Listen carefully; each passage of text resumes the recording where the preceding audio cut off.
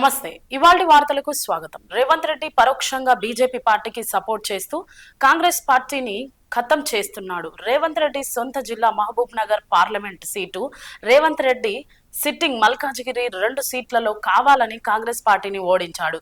ఏడాది పాలనలోనే కాంగ్రెస్ ప్రభుత్వంపై ఇంత వ్యతిరేకత ఎందుకు వచ్చిందో రేవంత్ రెడ్డి ఆత్మ పరిశీలన చేసుకోవాలని అంటున్న తీన్మార్ మల్లన్న.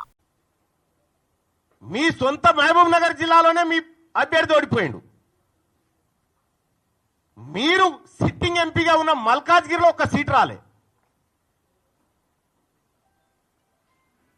ఇవాళ మీరు కరెక్ట్ గా పనిచేసినంటే 6 నెలల పాటు కరెక్ట్ గా కాంగ్రెస్ పార్టీ విధానాల కోసం పనిచేసినంటే ఆ 8 సీట్లు కూడా కాంగ్రెస్ పార్టీకి వస్తే ఇలా నరేంద్ర మోడీ ప్రభుత్వమే లేదు కేంద్రంలో. పరోక్షంగా మీరు సహకరించుకుంటా ఇవాళ కాంగ్రెస్ పార్టీని ఖతం చేసేటువంటి ఉద్దేశంతో మీరు ముందుకు పోతా ఉన్నారు. మీరు పొండి మీ విధానాలు కూడా అర్థమవుతా ఉన్నాయి.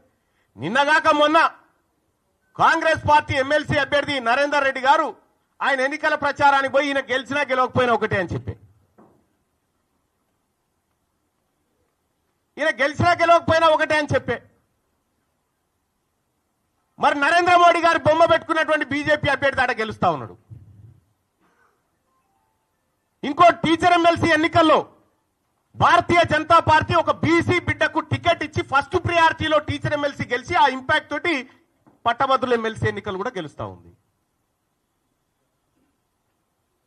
మీరు జిల్లాలు మొత్తం ఈ మెదకు, ఆదిలాబాద్, నిజామాబాద్, కరీంనగర్ పిట్ట తిరిగి నడుదిరిగి తిరిగి ఎమ్మెల్సీ ఎన్నికలు ఏంది ఫలితం? ఇవాళ ఎందుకు తారుమారైతా ఉంది? ఇవాళ ఏడాది లోపలనే కాంగ్రెస్ పార్టీ పైన, ప్రభుత్వం పైన ఇంత వ్యతిరేకత ఎందుకు వస్తా ఉంది? ఆత్మ పరిశీలన చేసుకోవాలి కదా ఇది.